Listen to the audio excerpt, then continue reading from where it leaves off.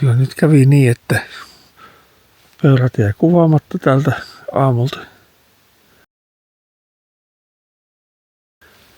Mutta missään tapauksessa ei voi sanoa, että olisi mennyt tämä aamu hukkaan.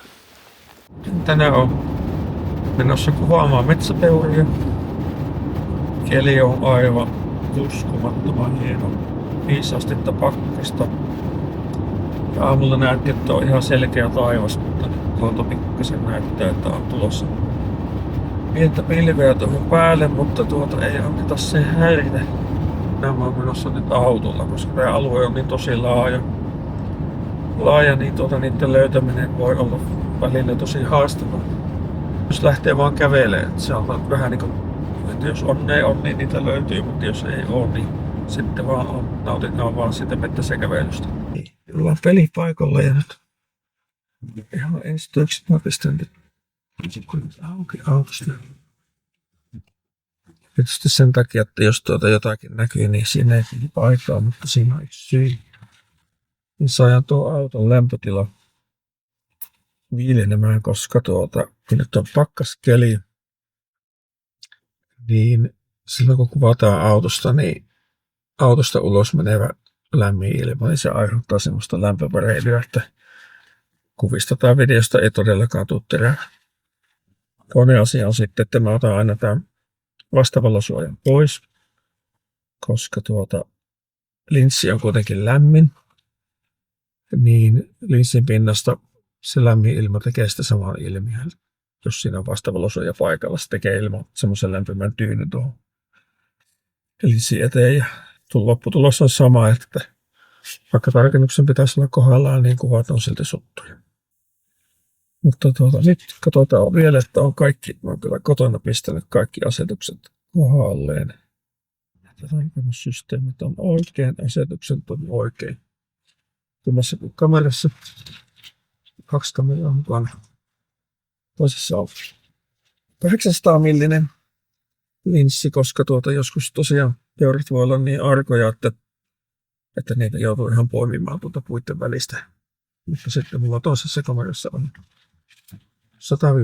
100-400 millinen zoomi, eli jos joskus sattuu käydä niin, että peurat onkin siinä ihan lähellä eikä olekaan säikkyjä, mitä ne yleensä on. Niin sitten voidaan zoomailla vähän laajempaakin kuvaa.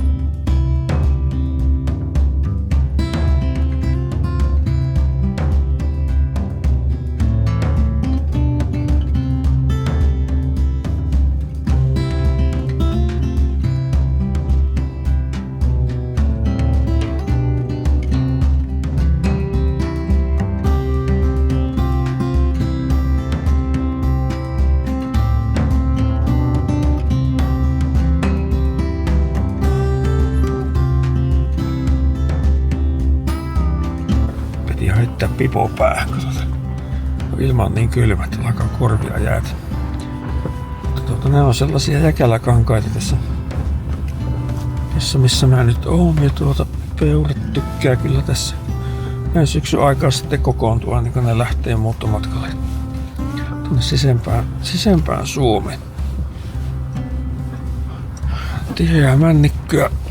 Sitten tää kyllä vaatii maastoauto, jos aikoo tänne tulla. Tää on sellaista keikotusta välillä ja kiviä ja muuta on tuossa. Tavallinen henkilöauto kyllä pohja kolisee.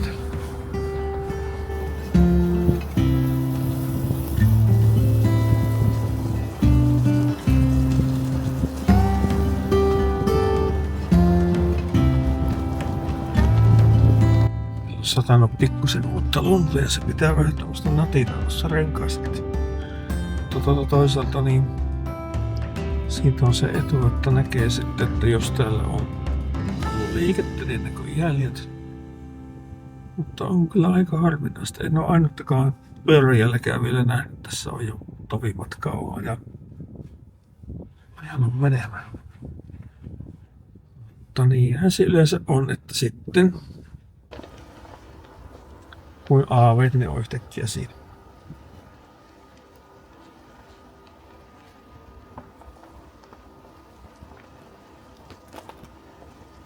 Ja niin, täytyy vaihtaa vaihtaa paikkaa. Tuossa kyllä mä 2 peuraa näin, mutta ne oli niin hankalassa paikassa. Tuossa tien laidalla, että mä voin pysähtyä niitä kuvaamaan. Sitä kumminkin on aika kova liikenne, niin turha aiheuttaa vaaratilanteita ja turha säikyttää niitä sitä tien laidalla. Katsotaan, jos täältä toisesta paikasta löytyisi jotain. Tuolla toisessa paikassa ei ollut kyllä ensimmäistäkään jälkeä. Katsotaan, mitä täältä löytyy. Okei, tässä nyt ainakin on muutama jälki.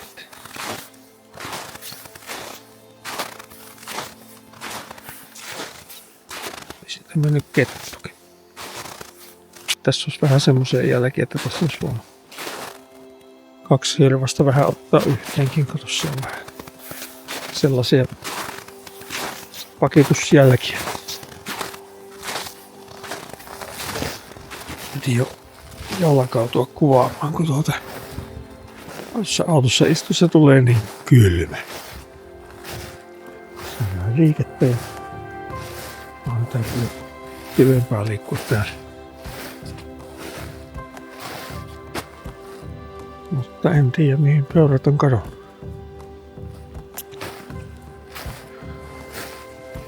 Toisaalta kun nyt liikkuu tässä jäkälikössä täällä, niin tuntuu aika monen rahina kuuluu noista askelista, että tälläkään konstilla ei kyllä lähelle pääse. Ja yleensä peurat kyllä huomaa niin kuvaaja enemmän kuin kuvaaja peura.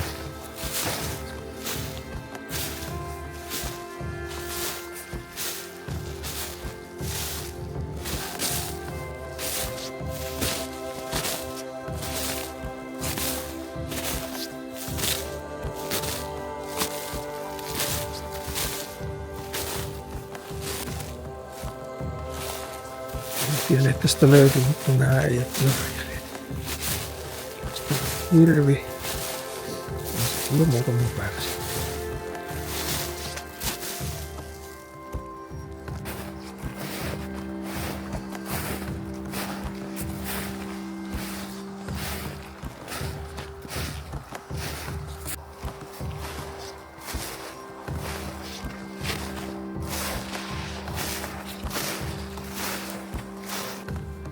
No niin, tässähän näitä jälkiä on enemmänkin.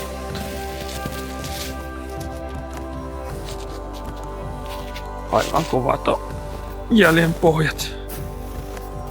Nämä on todennäköisesti eilisiä. Tässä näitä on ollut vähän enemmän. Mutta äsken näin tossa oli semmonen jälkitola oli tuonne eteenpäin, että tästä on tässä ollut ehkä yötä. Ja sitten lähteneet taas jatkaa matkaa. Kuva oli nyt vähän myöhässä. Se haittaa. Näitä kumminkin tässä nähty.